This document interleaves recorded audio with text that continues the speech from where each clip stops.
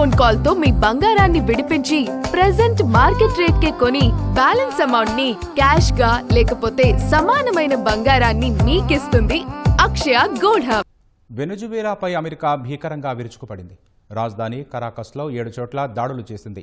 అగ్రరాజ్యం దాడులతో వెనుజువేలా ప్రజలు భయంతో ఇళ్ల నుంచి వీధుల్లోకి పరుగులు తీశారు. వెనుజువేలాలో డ్రగ్స్ ముఠాల భరతం పట్టేందుకు భూతల దాడులు చేయనున్నట్లు ఇటీవల హెచ్చరిక చేసిన అగ్రరాజ్యం తాజాగా ఈ చర్యకు దిగింది. అమెరికా దాడులను తీవ్రంగా ఖండించిన వెనుజువేలా తీవ్రమైన సైనిక దురాక్రమణగా ఆరోపించింది.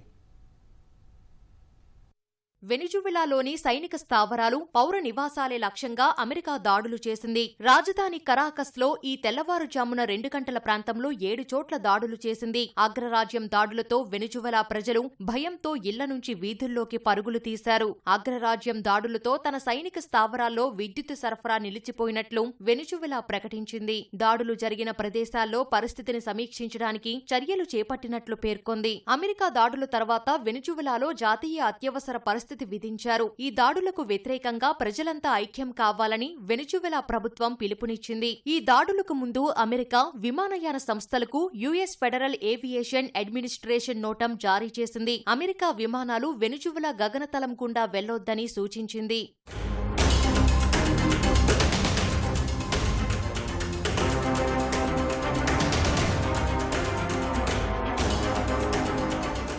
వెనిజువెలా డ్రగ్స్ ముఠాలు మాదక ద్రవ్యాలతో అమెరికాను ముంచెత్తుతున్నాయని ఆరోపిస్తున్న ట్రంప్ సర్కార్ కొంతకాలంగా డ్రగ్స్ ను తరలిస్తున్న నౌకలపై దాడులు ముమ్మరం చేసింది. డ్రగ్స్ ముఠాలకు వెనిజువెలా అధ్యక్షుడు నికోలస్ మదురో సహకరిస్తున్నారని ఆరోపిస్తుంది. డ్రగ్స్ సరఫరాను అడ్డుకునేందుకు వెనిజువెలాలో భూతల దాడులు సైతం చేయనున్నట్లు ట్రంప్ ఇటీవల హెచ్చరించారు. ఈ పరిణామాల నేపథ్యంలోనే తాజా వైమానిక దాడులు జరిపినట్లు తెలుస్తోంది.